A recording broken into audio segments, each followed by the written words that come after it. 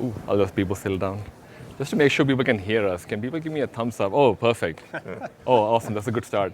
How many people are cloud security people over here? All of you are cloud security people. Okay, so I'm sure some application security people. No, okay, thank God, that's the wrong crowd for it as well. Actually, I was asked to ask a question. How many people were working in AI space before 2022? Was that? Yeah. Oh, one. Oh, wow. Two before 2022. So that's two people. That's awesome. That was a question for Briggs, by the way, so in case. Which is a good time for me to introduce you to some people as well. So now that we know the mics are working as well, I'm going to start from Brian. If you want to give a short 30-second version of who you are, why we're here, stuff. Yeah, absolutely. Yeah, so I'm Brian McHenry. I work at Checkpoint. I run all of our cloud security engineering from our pre-sales to post-sales support. So anything to do with our CloudGuard suite of products, my engineering team is there to help our customers on the journey. Jonathan? I'm Jonathan Gamlin. I work for a company called Thomson Reuters, and I manage their kind of architecture for cloud, for AWS, as well as our network security space with Checkpoint. Awesome. And Riggs? Yeah, Riggs Goodman. I'm a principal partner solution architect at AWS. I cover AI security and now AI networking, but happy to be here. Awesome, thank you for coming along. For people who don't know me, my name is Ashish. I host a podcast called Cloud Security Podcast. I've been a CISO, now transitioning over to marketing. At least I'm trying to figure out marketing, as people would say. But glad to be here. Thank you everyone for joining us as well. Today, as the topic is calling out, shifting left in security policy design. I want to start with just the organization mindset, because I think I'm fair to say there'll be people at different levels. I'm going to start with Jonathan, you first. In terms of, I guess, what is shift left from a network security perspective? Because we kind of started in that vein. I guess I would see it as kind of having a security first mindset in your entire development process, your design process, all the way through to operations. And Riggs, Gen AI, and now there you Gen AI network. Yeah, because shifting left, like with generative AI, is thinking about security as you go through the process of like deciding what the use case is. Like, how many people have done a proof of concept that didn't go to production with Gen AI because of security issues? Anybody? Anyone? Yep. Oh, see a couple hands. And it's more of, because like it's multiple organizations and stuff like that, thinking about what the security ramifications are with the data that you use and other things with generative AI applications earlier in the process, instead of like, hey, this is a great proof of concept, and now I want to get it production, but guess what? AppSec or the CISO org is going to say, no, you can't do that. If you actually have that conversation earlier in the process, it allows you to make sure that the types of use cases that you're building are going to meet the requirements from a security perspective earlier in the process. and I guess, maybe, do you think it's changed with Gen AI, or to what Jonathan was saying, is the thinking still the same with shift left? The thinking's still the same. It definitely makes it difficult because there's more cooks in the kitchen. You have data scientists, you have CISOs, you have business organizations and other things. So it's like all those organizations need to work together in order to make sure that like you are building the right security constructs with generative AI applications. Awesome. I think, Brian, you and I were talking about this earlier, 20 plus years in the tech space. Probably you can fill the gap between on-premise and the cloud as well, because you've seen kind of both sides of a lot of us. How would you say shift left is in that kind of on-premise hybrid kind of world?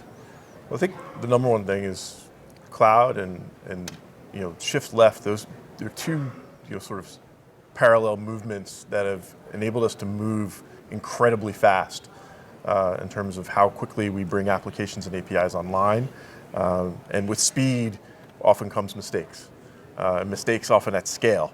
And so that's where security needs to be in the mindset earlier in the process. If we want to keep moving as fast as developers and the shift left mentality can drive us, utilizing cloud tools and capabilities, we need to make security tools and a security mindset available to the people who are driving the business and driving the creation of applications and APIs. So the change in mindset for me, coming from a very networking and security-oriented background, is to get people who are in that mode to think of, well, what security tools can I select that are going to be shift-left enabled, so to speak? Can they be API-driven? Can they be easily integrated into a development pipeline and things of that nature? So it's really about having this sort of inclusive mindset when you're in security, not just these are my tools, but it's more these are our tools, and I want to make them easy for you to adopt.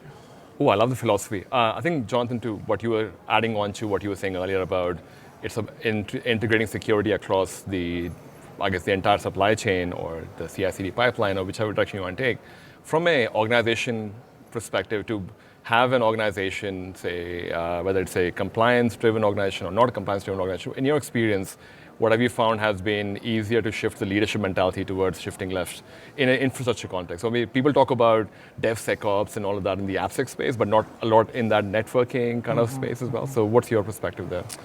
I think helping them to understand the value that it brings to your application, your organization, really helps drive the importance of that shift, as well as getting those new processes ingrained throughout your organization.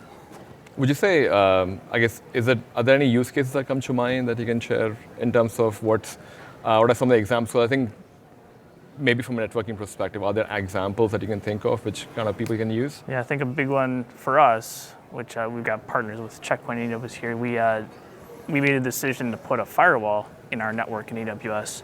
And it was a big change, big shift for us because we didn't have it. We had a very large AWS environment already. And it brought a lot of concern of how do we do this and not break things when we put the firewall in. So being able to go through that process, clearly articulating this is the value security-wise we're going to bring to not only our applications but to our customers by giving them a more secure product, really help drive home the need to do that. Yeah, and just to add to that, like one of the challenges that we've seen at AWS, just like building architectures, is a lot of times like you'll have the application team saying, this is the architecture that I need. I need to do these 3 functions or these 5 functions, something like that. Okay, make the application, blah, blah, blah. Oh yeah, we had to have a network underneath. And we need to make that network secure. Well, we just can turn up a VPC, make it public access, and we're good to go, right? That sounds like a great idea.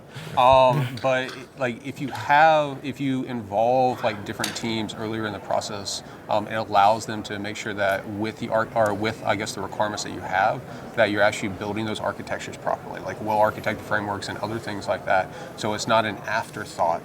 After you said, hey, we need to get this production, we have 2 weeks to get it production, then you had to figure out all that network stuff or figure out all that network security stuff. Oh, actually, talking about building an architect in the right way, are there any red flags that come to mind when shifting left in that? Well, and I mean, if you want to go first, or Jonathan, you go first. Red flags. I think the pace at which you move. So like for us, we wanted to move quick, but we didn't want to break things. So that was a big red flag. We got to make sure we do this at a phased approach so we don't break our critical applications. Were there any, from a red flag perspective, when you're going down that implementation path, are there team capacity, team capability as well? Because I guess building in cloud is different to building in like an actual on-premise as well. Were there, challenges in that space as well for you guys in terms of thinking? Teams, for sure. They specifically developers or anybody that's building applications maybe don't necessarily stop to think of the firewalls in path or anything until it becomes an issue where you've got to actually launch this thing and it needs to talk to all these different other applications or databases or whatever, maybe across VPCs, accounts. And that's when it becomes a problem because then it gets escalated and all these timelines get delayed because of that. Yeah, and would you say, I think the example that you were sharing earlier about showing value to the leaders and the example, because that becomes a part of that conversation as well, to be able to bring that to the leader. Would you agree to that? I would, because then leaders can take that and take it to their teams and kind of trickle it down effect there. Oh, awesome. So I think in terms of organizational mindset, and I'm just curious just to throw it out there as well, in terms of the network security side and the organization's mindset space, I guess, talking about leadership, getting their value is probably like, I'm taking that as a number one, getting them on board is the number one priority. And to what you were saying earlier, enabling these things for people who are using it so that's easier for them to implement as well. Oh, I just think I switched it off. That's the end, guys. The next one I want to talk about is best practice for implementing security by design. The one, actually, this is where I want to talk about the Gen AI pieces first, because I mean that seems to be the theme. Not that I'm theming the reinvent before it's over. I don't know if the audience knows what Gen AI is. Oh, actually, maybe. Do you want to give a definition of it? I'm joking. How would you define implementing security by design for Gen AI workloads, I guess? Yeah, so security for Gen AI is an interesting beast. Because it's not just about security of the workload, it's also security of what like the large language model or foundational model actually returns back.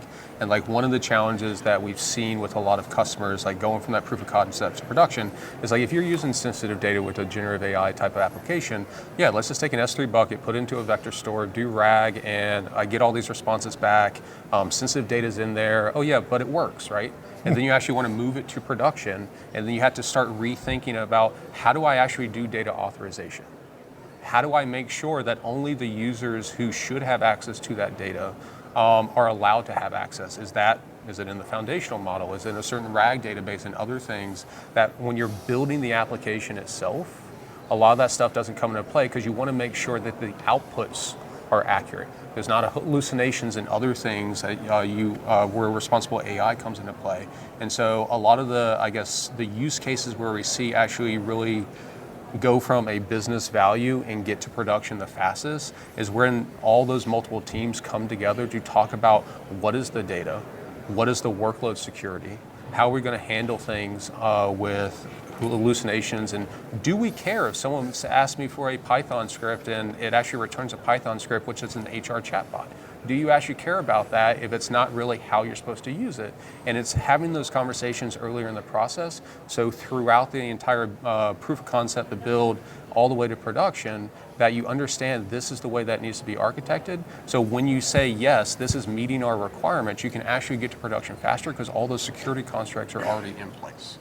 So similar to a yellow brick road kind of approach where you're designing before you actually start building Gen AI projects? Well, like with any workload, whether it's a Gen AI workload or any other application, I mean, you go from a business value.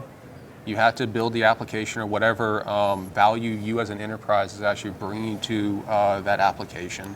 And then it's how do you add security on top of it. So like with network security and other things, a lot of that stuff might be built into regular workloads that you had to rethink because of how LLMs work or how foundational models work. What do you need to do with generative AI in order to make sure it's meeting your security requirements? That it's not just, hey, I had the right IAM permissions to go from the generative AI application to Bedrock and I'm good to go, right? Yeah, because it's new for a lot of people. The reason I asked them to ask the question about who used AI before 2022 is AI is new for a lot of people. And so when you're getting into something new, you need to understand, one, how it works, but also from a security perspective, how do you layer in a lot of those capabilities that you need in order to make sure that you're not going to be, that airline that had a chatbot where it said, yes, you have 90 days in order to get a refund, which wasn't accurate from their policy, that they actually had to pay out the refund. I'm actually curious as well. So I think a lot of people said they were not using Gen AI before. Not using AI. Not using AI before. Yep. How many people have Gen AI projects that they're working on at the moment? A few? Okay, so I think this question is probably good as well then. What are some of the common components in a Gen AI, I guess, project as people think? Because I think it's worthwhile to your point about a lot of people did not even know what Gen AI was before ChatGPT happened. Now it's like we've been thrown into this world of ChatGPT, Gen AI. So from an AWS use case perspective, the customers you're talking to, what do you find as the common components that are there? Yeah, so the way that, has anybody ever heard of the Gen AI security scoping matrix? Anybody seen that? Oh, few people. Hands. So it's a blog, and I think we also have a white paper or something out about it. But one of the things that we did was come out with a security scoping matrix with the overall goal of what that is depending on how you're building those generative AI applications, if you're using something like Amazon Q, or ChatGPT or Anthropic, you have certain security things that you have to keep into account, where if you're using something all the way like SageMaker where you're managing the instances, you have other security concerns that you have to keep into account. And so it's like that whole governance process across the different types of ways that you can actually build those generative AI applications or how you use them. How many people here actually have an AI policy at their company of how they can use chatbots? Anybody? Oh. Few. I'm actually surprised there's only a couple hands, because that's important of like what type of data you're going to put in some of those public chatbots, and what do they do with that data? Do they train it on, I guess, private data or sensitive data and other things like that? And what that scoping matrix comes into play is like defining of these are the things that you need to consider. So you can build policies, or making sure you're building the application properly with data security, with the right governance and other things, so you can actually have an application that works, but also security underneath. Awesome. And Brian, you were talking about making it available for people. Yeah. What's your thinking about implementing security by design, making it developer friendly? Well, I've talked about tools before, so I was talking about security tools, but there's also the tools that the developers use, right? What IDEs do they use? What scripting or automation technologies, CloudFormation templates, Terraform, Ansible? Like, how are they automating and figuring out, are my security tools compatible with that? And then, educating yourself as a security practitioner, your cloud security people, is majority of the people in the room, making sure you're educating yourself on, how do I make sure my secure designs end up in the templates, in the scripts, in the things that, again, we're talking about shifting left, that the developers and the DevOps people are implementing. And maybe some of the, show of hands, how many cloud security people are also the DevOps engineer in the room? Few DevOps wow. folks. Yeah, so it's definitely it's a multiple hat thing we come across. Regretfully, DevOps person over here. No, thankfully not anymore. Oh, not anymore. Yeah. But do see that overlaps at times of where the cloud security person is also the DevOps person. So there it's easier to be empathetic towards the tool set. But again, it's about meeting people where they are with the tools that they're using, and trying to be minimally disruptive, so that you can inject the secure defaults into however the application is being deployed. The other thing is Jonathan's earlier point about you start off in test dev, and the application worked fine in test dev. I could reach all my databases and app servers and everything, and then you get into production, and there's firewalls and boundaries in place that may actually restrict access. So one of the other best practices for security by design is having a lower environments that are as close as possible to your production environment. That way you don't run into those, we pushed it to production and everything broke. I mean, who has said that before? Like, famous words.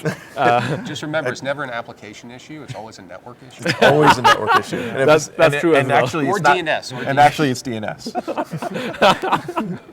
Talking about network issues, Jonathan, with implementing security by design, what are your thoughts on the whole, you were talking about the whole getting leadership buy-in and having network security also play a huge role in shifting left. What are some of the best practices for adding it by design, so we don't get blamed for DNS and networking? Yeah, I think guardrails come to mind in our organization. Is having clearly defined guardrails for how your AWS design is, how your firewall policies are, and making sure that's well communicated through some form of a process to your application teams, to other people developing, is hugely beneficial for us. Would you say, as it kind of has matured, because you've been there for some time as well, starting the pre-cloud era and like the middle of everything cloud era, how has that shifted in terms of doing security by design when it was pre-cloud and as it's moving now? I think the pace is a lot faster. Okay. So you got to keep up with the pace of deploying cloud, which is challenging network-wise, especially when you have firewalls. You got to have policy that gets updated for those production applications that get broken when they move. And I think the pace is the big thing. How were you able to find a balance between using cloud-native capabilities and what you already had? Because I imagine being a big organization, you already had a lot of security products to begin with already, and you find a balance between what's already available by the cloud, irrespective of what the cloud is. Yep. Yeah, so we've been able to use some of Checkpoint's services to actually integrate with AWS services in our policy, so we can build those guardrails saying these certain things you can do because they're best practices, so like accessing endpoints and so on. We can provision those in policy when they're deployed, which speeds up and helps keep pace with when those applications are being built. Actually, sorry. And to add on to that, I think one of the benefits that we see a lot of customers like Thomson Reuters enjoy is when they're on that cloud journey, they can take all the on-prem firewall policies that they have and the concepts and capabilities, bring them into the public cloud, bring them into AWS with CloudGuard network security, But it's not just another, a virtual firewall in the cloud. The CloudGuard network security can actually consume cloud objects, and so you can configure policy not by IP address, 5 tuple ACLs, but by using cloud objects that are there. That makes it much more easy to manage. So it's not just necessarily having a firewall in the cloud, but a firewall that's meant for the cloud.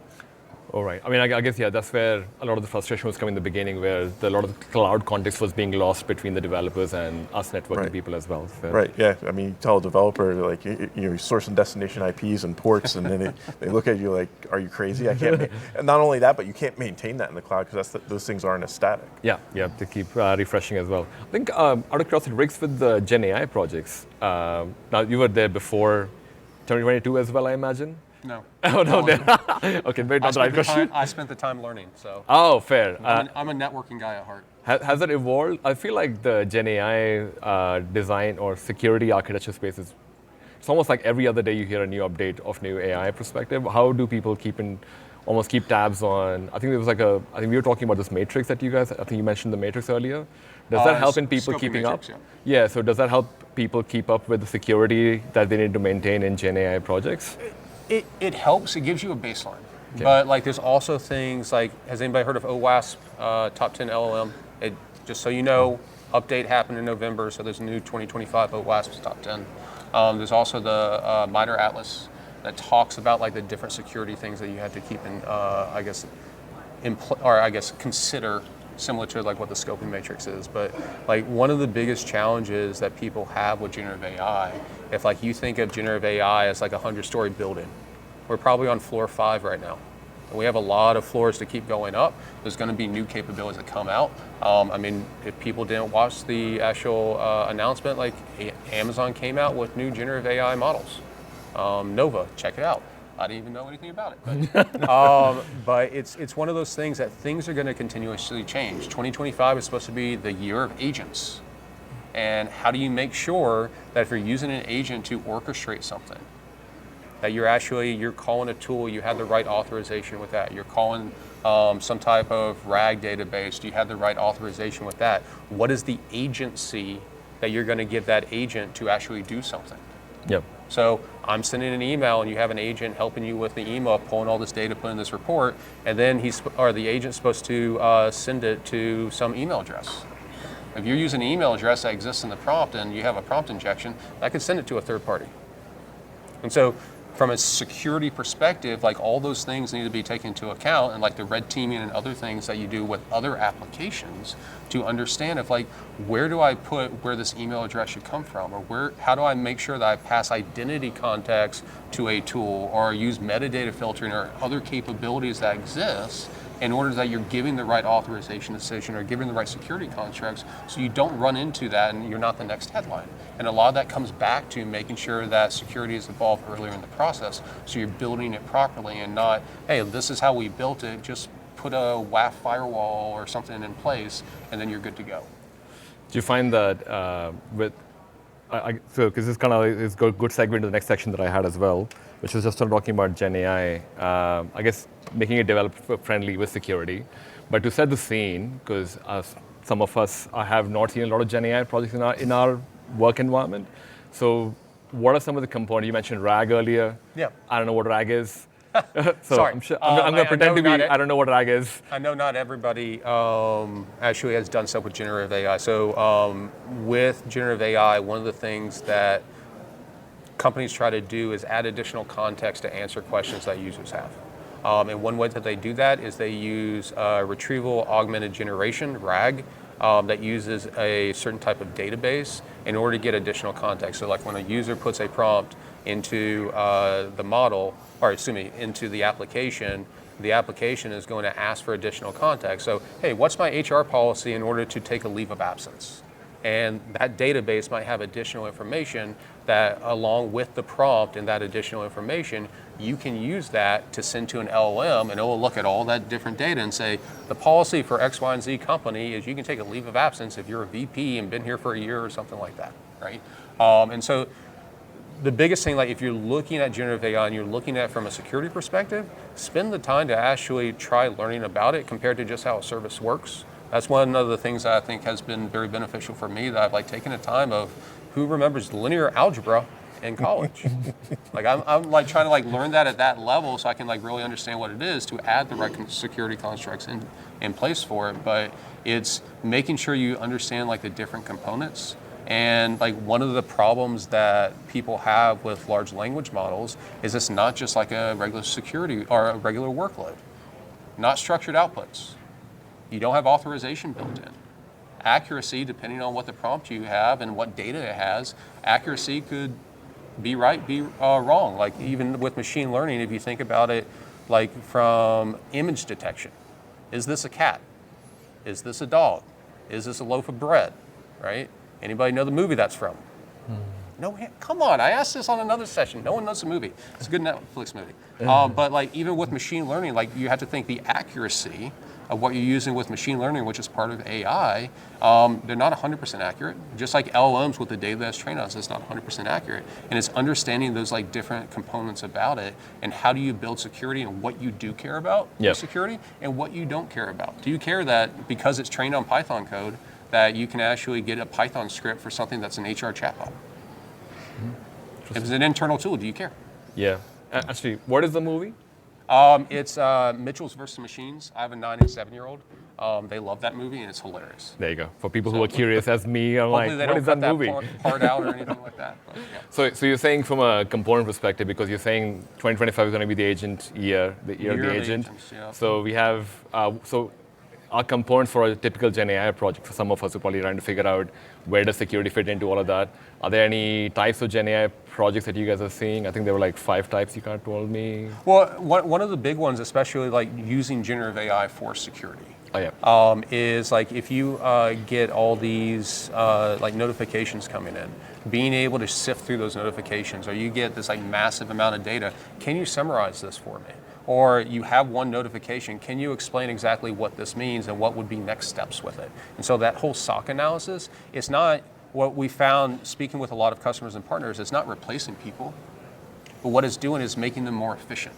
And so they can get to root cause analysis and other things faster, and then they can make a decision of, okay, what do I do next? One of the things where agents are looking to come into play is making a recommendation on what to do. Might not automate the process, but it's making a recommendation on what to do, so then you can make the decision, okay, this is what I need to do in order to get this production workload back up.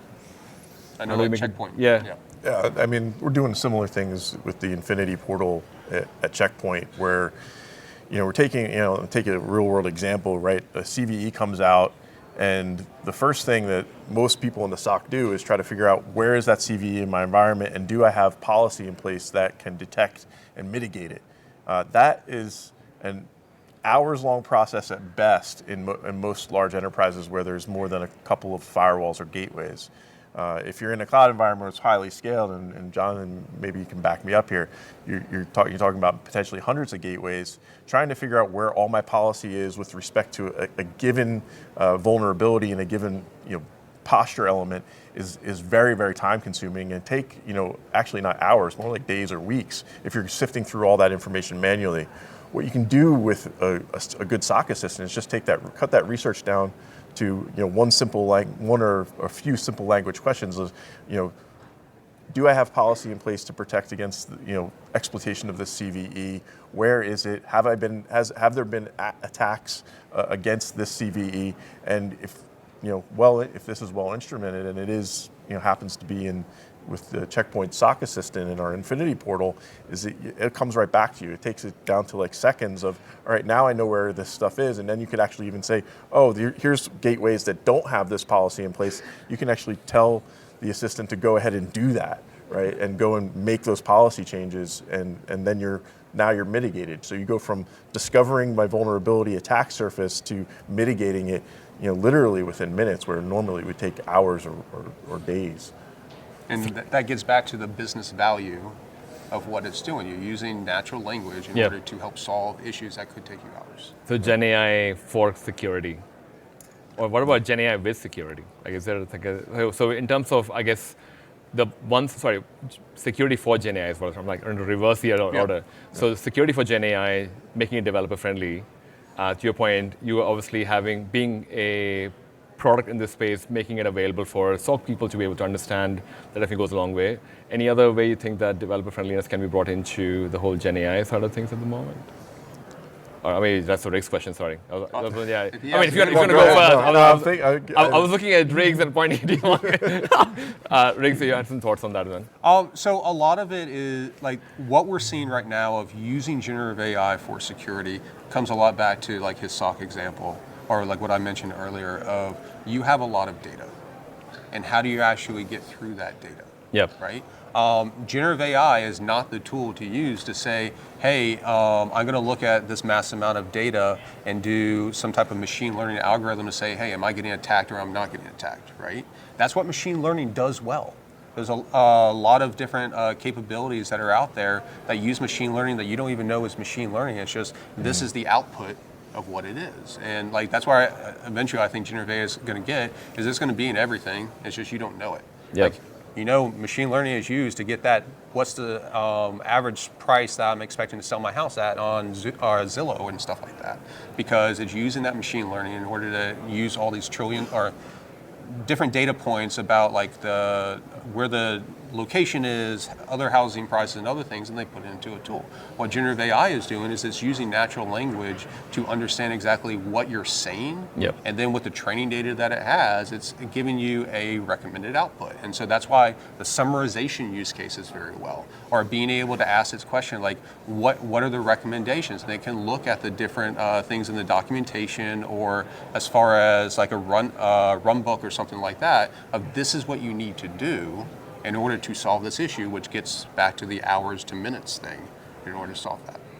Out of curiosity, are there examples? Maybe Jonathan, you have some examples of where developers do not do security, I guess? Maybe we can just change the tone for some war stories for what were some of the challenges that came across your way when you were looking at shifting left security, even from a network security perspective? Yeah, I think, going back to what I said earlier about we put firewalls in AWS and we had a large environment and we didn't want to break things. So we had to do some stuff with policy to essentially just kind of log all the traffic. But now you got this huge amount of log data that you have to sift through and figure out what's valid from what's not valid, what should be allowed, what should we have developers kind of rethink and change. So having a tool like what these guys are talking about to sift through and ask those, give those prompts to help us get through that data would be hugely beneficial for us. And we're not there yet. We haven't gone that path. We have desires to, but yep. We're not there yet. I mean, we also live in a very developer-first kind of company world as well, where there's a lot of more, I care more about what the developer says. Nothing wrong with it. Right. I mean, that's what they're the ones who are creating the application. Maybe this is a question for Riggs, I guess. If you start with the whole Gen AI side, if there is a pushback from developers for why the scope matrix is not the right for me. I mean, I'm just using an example, but what have you seen as examples for pushback from developer where making it developer friendly is a bit more challenging, I guess, and how were you overcoming it? I think the biggest thing is understanding like what it does and what it's not. And like it gets back into like it's not structured outputs. It's trained on trillions of data points. Like I think the Llama 3.1 405 billion token or 405 billion parameter was trained on like 5.7 trillion word or tokens, which like a token is basically a word. So what is it? The entire Harry Potter novel series is 1 million words. So take that and it's 1 trillion words. Of like what exactly. Wow. But it's like understanding like what it is and what it's not. Because normally when they're building an application, when they call an API, when they call some type of application, they expect a certain response. If you're not getting a certain response, is the data wrong? Is it this or is it that? Okay, I changed the data or I changed what the request is and now I'm getting the same response over and over. And so like from a developer perspective of, hey, I'm looking to build some type of generative AI, or using generative AI to do something, you have to understand like what it does and what it's not to then understand of like why you're getting this type of output. Yep. And like what you need to do in order to make sure that you're getting the output that you want. And I think that's, I guess, a mindset change from what developers are used to. And it's also involving other teams, like both the security side and also probably the data science side. of like now they're working with like the data science team of, okay, I'm looking to use this LLM. I put in this prompt. Why is it not working? Data science people help me out here. So it's like working cross-organizationally compared to I just need to build this thing from a programming perspective to get this application up and running. It makes it, I guess, more cross-functional, but also making sure that they understand exactly what it does and what it's not. Did you have any challenges as well, Jonathan, with the pushback? Yeah, I think so. I mean, we certainly have. I mean, because at the end of the day, we're network focused, and the developers they know their applications that they're developing. So there's a disjoint between the two sometimes. So you're setting firewall policies, standards, and rules, but sometimes they don't align with the direction of those developers and where they're going with their applications. So that disjointness can cause problems, and especially has for us. So getting those together helps kind of speed up get you that fast pace again. Does automation help in that? I think it certainly would, yeah. Like any examples that come to mind for automation in the network security space that people can use for actually, are there people with developer-friendly environments? A developer is always the right customer. Not many. I think you had to define that too. It's like basically it's like you have security requirements, but if the developer says no, we have to fight by tooth and nail for getting it through as well. So I think that's kind of how I describe a developer-first kind of company. Any automation, did that play a role? Yeah, so we're actually right now looking at how we can be better integrated with the AWS services that developers are using. How can we quickly provision those in our firewall policies? So we're looking at ways of using tags or resource types that we can discover and learn from AWS via the API calls, and then just automatically provision those based on some guidelines that we work through with the developers, the application teams, of how they structure their flows. And as you go down the automation path, I mean, how was that journey like? Were there any tactical things you could attack on before as a networking person? Or, because I guess being a large environment and scaling a solution is always hard. So what are some of the easier paths to start from a tactical perspective to start doing automation? I think some of the more common services like load balancers are a good one. We typically, load balancers are something you can put in front of your applications and we can automatically provision those, assuming they meet certain criteria for ports and protocols. I think that's a good example for me. Fair. Any examples of Gen AI rigs? I think I've kind of mentioned a lot of them. Automation? Automation with it? Sorry, I forgot your question. Automation with it? I would say some people use generative AI in order to help with automation. Not that like you just take an output and then you just like copy and paste it in there, but it also like gets you started. Like if you're in a developer environment and you're looking to get help with coding, right? How do you, like I need help getting started, right? Or I need a completion type task of like, I know that I had this class in some Java program or Python program or something like that, I just can do like tab completion on what it is, or making sure that the variables and other things like come into play like with QDeveloper. That a lot of things like with generative AI, it can help with some of those automation tasks. But it's one of those things of like how do you go about using that, and then what do you do in order to take it to like get to like network automation and other things like that? Any thoughts on that? Yeah, I think, taking a step back, developers got a range of concerns that go beyond code, right? They've got, my application platform, libraries that I use, all open source, the software bill of materials, that whole thing, and they've got a responsibility, and depending on how it's set up, whether it's a developer-first environment or not, likely the responsibility falls to them to keep those things patched, or at least be aware of when I'm using something that's potentially vulnerable and could be exploited.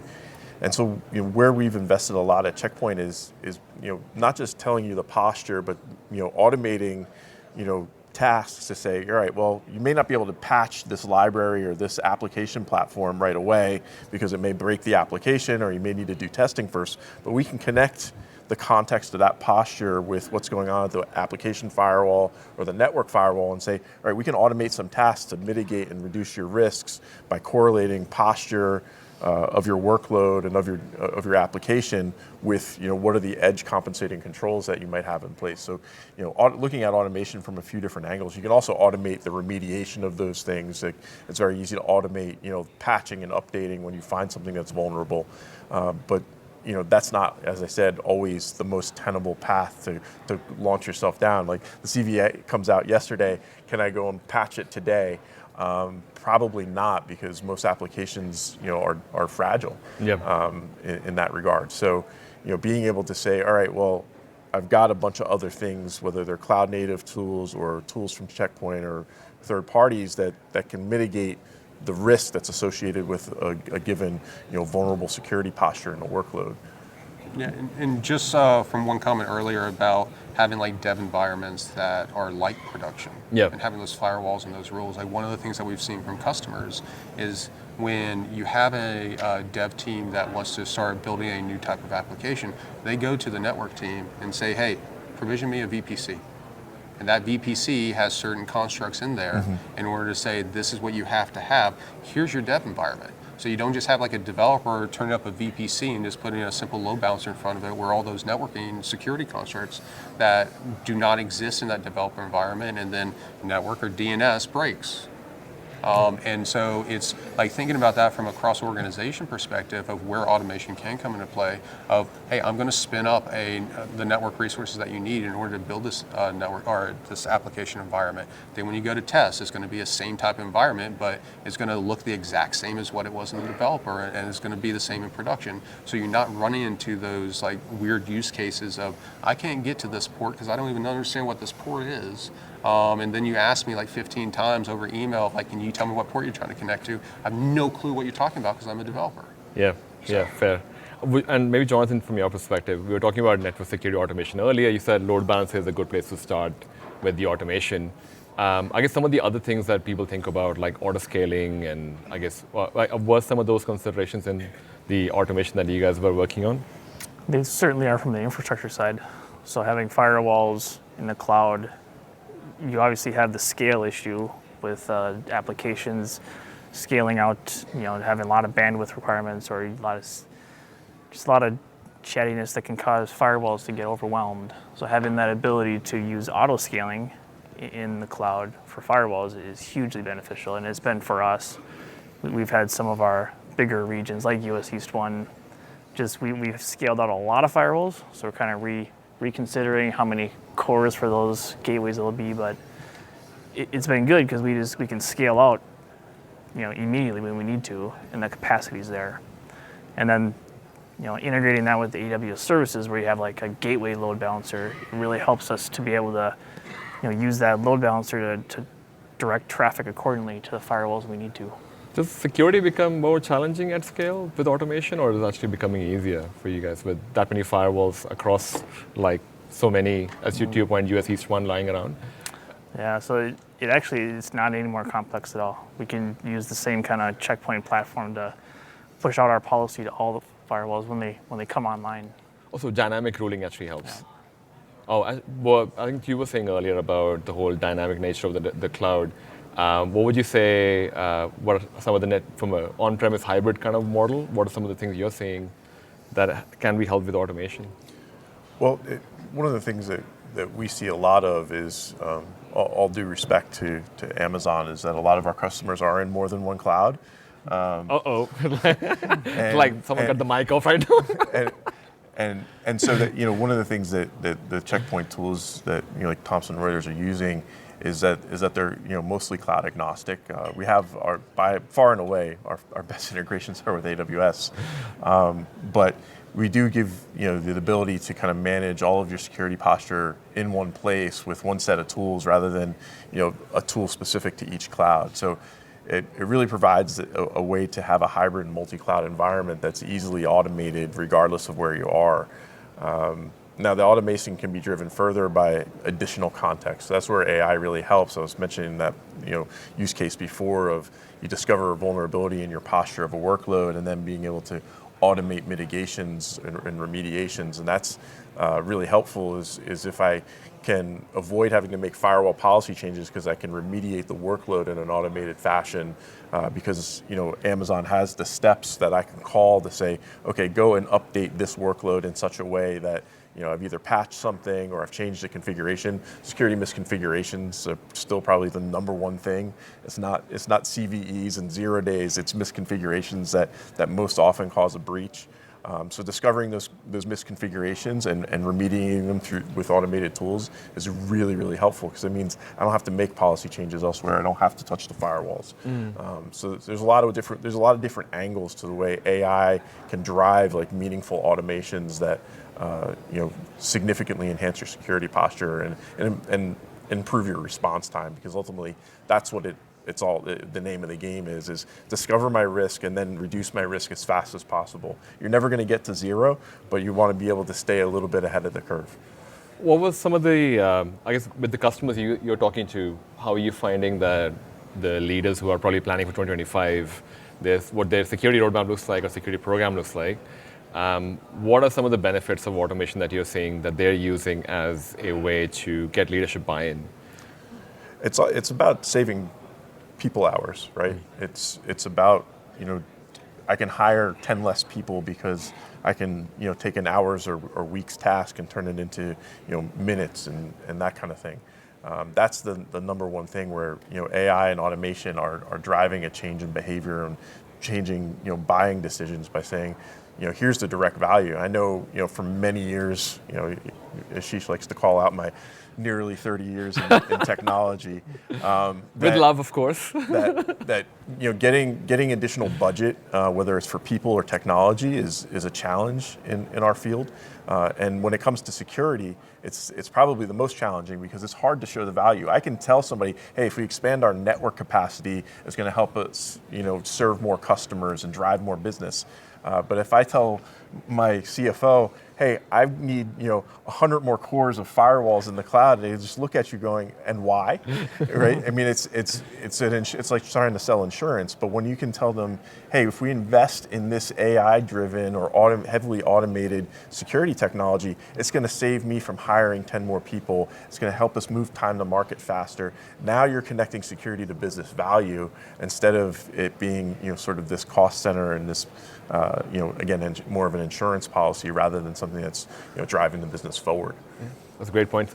Riggs, do you have any to add from a leadership buy-in perspective for automation? Maybe even the Gen AI project angle? Oh, well, not just Gen AI, but like he mentioned like a couple of Gen AI use cases, but like just machine learning in general, especially on the security side. Like there are a lot of different AI type capabilities that help with that automation of like certain companies that have a lot of people post to their website and stuff. They have automation that with machine learning that notifies them that this is probably a bot account. This is not a bot account. And so it's not them trying to figure out, okay, is this a real person, this not a real person, or something like that. But those type of capabilities, I'm going to use AI in this fashion, and this is what it's going to help me to do, or this is the business value that it's going to give to customers, which is some of that automation piece of it saves time. And whether it's generative AI, whether it's machine learning, whether it's deep learning, it's saving time of being able to provide that value to customers so they can do more, I guess, impactful projects or do more projects in general with the headcount that they have. Jonathan, any example comes to mind for leadership buy-in for automation? I think time's a huge winner. So you communicate, hey, we're going to go from maybe it takes us 48 hours, maybe it takes us a week to get something approved and pushed through, to hey, it takes us an hour to have this approved, pushed through all through our automated process is a big win in our perspective, because then we can keep pace. So then when applications want to push out some kind of change, maybe during the day, maybe during off hours, our processes can keep up because they're automated. They discover it and push it out, and they can keep working instead of waiting for us to push out our policies. Does that change as you kind of scale out in terms of, I guess, the viewpoint of leaders, how they approach automation with, because you've been there before cloud as well, and again now with the cloud. Is automation more valuable now that you're in the cloud scaling out, to your point about US East 1 is just going really, you're quite a bit invested in there. Does that help in that space as well in saving time, or is it more the fact that you can get to a response to what Brian was saying earlier, you can get to a CV quicker, you can get, like, are those examples worthwhile pointing out as well, or do you find not great binds? The time is the biggest one, I guess. Right. Time is okay. I'll lead on the time then. In terms of Gen AI project, I've got one more because we're still in that Gen AI developer friendly with security. In terms of, I think you mentioned the scoping metrics earlier. There was another use case you were referring to earlier with the kind of example customer use case you have. A lot of people, and we spoke about this from an AI for security perspective. Is there automation there in terms of, I just look at that and go, I'm just asking a question. Is it different when we talk about automation for security in Gen AI in terms as an LLM model itself? So I'll take your question, I'll go with it a certain way, but with, I guess, how you use LLMs, like one of the things that you also had to think about is like, are they meeting the security policies that you have in place, right? Yep. And I would say it's like less on automation, but more of like making sure that you have the right cloud security posture management or other types of capabilities within your cloud so you can use those. And like there's a lot of tools out there that can do that, or being able to use like service control policies and other things of like what models are you allowed to use, what models are you not allowed to use. And a lot of times, like, yes, that you would consider that automation, but also a security construct that comes into play of making sure with your developers, with the engineering team, that they're building properly with the right tools. Like if they are interested in saving time with some generative AI application. And I think, if one thing to do, and Riggs talked about, educating yourself on how Gen AI works and how, machine learning and AI works it's important, not only if you're looking to build out a project yourself, but increasingly vendors like Checkpoint, like Amazon are going to offer you Gen AI services. You don't want to just take those things out of the box and trust them. I think we're security people, we don't trust anything out of the box, but the only way to be able to interrogate that is to learn how these things work and what best practices are. Riggs also mentioned the OWASP top 10 for LLMs, which I find interesting. Is I can bar for bar like line it up with the original OWASP top 10 in terms of input sanitization, proper authentication and authorization, and a bunch of other things. The concepts are very similar as far as securing LLMs as it is securing any application. But understanding those concepts and being able to say, to kind of challenge a vendor who's offering you an AI-based solution and say, well, are you implementing this the right way? Do you have safeguards in place? Are there mitigation layers? Are there guardrails that are going to make it safe for me to use your AI tool to automate security policy changes, right? Because ultimately, to realize these cost savings and time savings benefits, we have to trust the tools to do the things that aren't going to break things and aren't going to introduce additional security posture problems. So, really, challenging vendors to, you don't have to be an expert. You just say, show me what you're doing to implement this in a safe way so that it's safe for me to use, safe for me to make available to my team. And I think that's a really important lesson that I've learned over the last, couple of years in terms of, looking at, how solutions are offered. Yeah, and like one, I guess, very clear thing I want to say about like OWASP, that's top 10. Yeah. There's more than 10 things that you need to think about, but like, because I'm part of like the OWASP organization that, or I guess a member, that like there was a lot of back and forth of like what should we put in the top 10? What are the most important things of all these, I guess, recommendations? I think there are like 20 recommendations, that these are the top 10, or we're going to combine these together. That's not the only thing that you need to think about. Yep. If you look at like the MITRE Atlas, a lot more things. And just like MITRE ATT&CK, like there's a heck of a lot of things that go in just depending on where you are in the process. Same thing that you had to think with LLMs and generative AI. It's not just, do I meet all these different requirements from an OWASP perspective? You need to look at it holistically. Scoping matrix helps, gives you like that grounding of like, these are the things I need to start like poking at or investigating. But it's not just like you get a check mark because you got everything with OWASP top 10. Like you need to have those conversations with your, I guess the data scientists or with the partners that you use in order to make sure that they're meeting the security requirements that you have in place, whether that's an AI policy that you have in place on what you can do, what you can do, in order to actually have those work well in production and meeting those security requirements. Actually, policy and process is a good point for, we were talking about automation earlier, and it's worthwhile calling out that a lot of people may be seeing that, if I just go with a vendor, I'm just ticking the box for shift left and security automation because they already do a lot of that. Well, I believe it's a myth, but what do you guys think?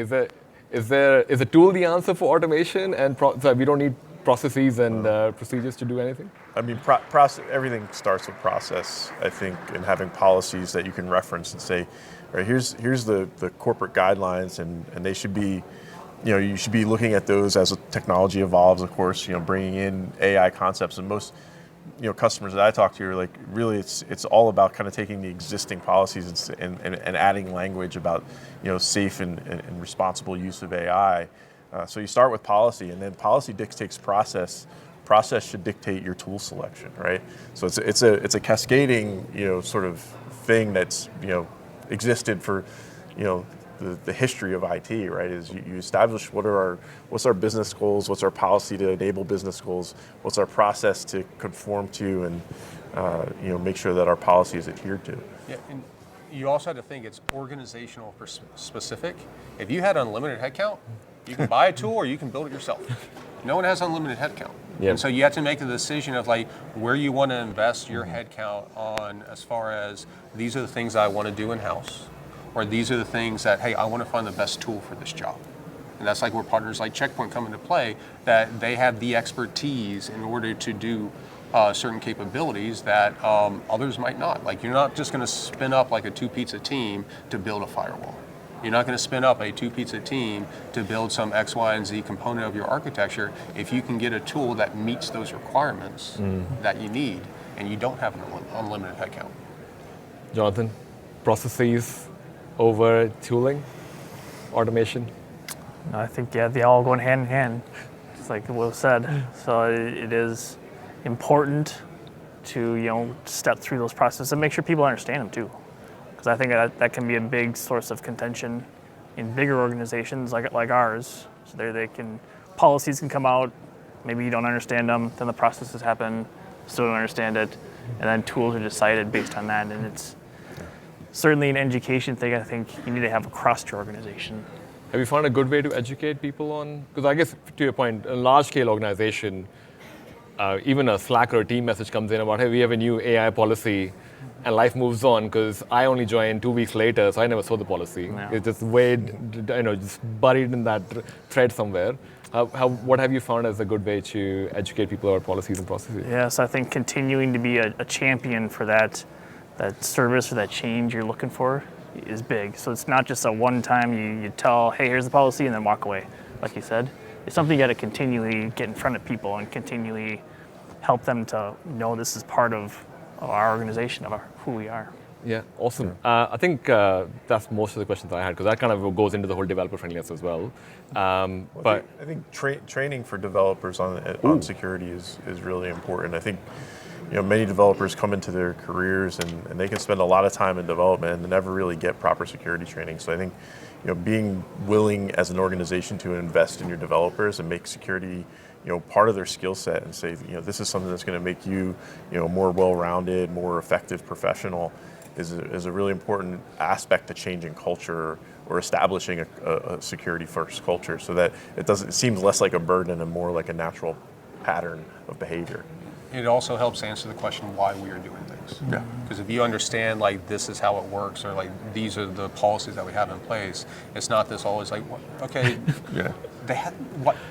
Why do I need this firewall every single time? Yeah. It helps answer that why if you actually train Yeah. the employees of like, this is the policy that we have in place and the capabilities that There's a lot to be said as a security professional, being an ambassador of security, right? Don't assume that just because they're developers and they're technical people like you, that they understand and appreciate security and security tools the way you appreciate them, right? They quite often it's just hasn't been part of their experience. So your experience and your perspective and why you value those things it can be really important. So being a good ambassador of your security program to the rest of your organization can really help you, again, establish that culture that says, security is not a burden, it's just part of what we do.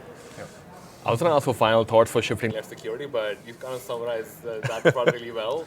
Any final thoughts from you, Jonathan, I guess if you were to summarize your one piece that people walk away with for shifting left security in a large organization, any final words of wisdom? I think kind of like I just mentioned, just be that champion in your organization, because it takes that person to step up and say, hey, we need to do this, and this is why, and to be that champion. Thank you. Or Riggs, yourself, man? Any No, final- I like exactly what he said, but also be curious of understanding exactly like why you go about doing something. If you are an AppSec person, or if you are a developer, or if you are a security person, understand like the other side of the business, because then you actually have like a holistic view. And I mean, it's an organizational change if you don't do it today. Might take time, but be an ambassador, like having those ambassadors to actually push it through is a big thing that helps. I think it's worthwhile calling out. Nothing happens in a day. Like Rome wasn't built in a day. If I can be a smart code person over here. I mean, even the shifting left takes a while as well. So be patient with it as well. Yep. Awesome. All right. Thank you, folks. Thanks everyone for joining in as well. Thank you for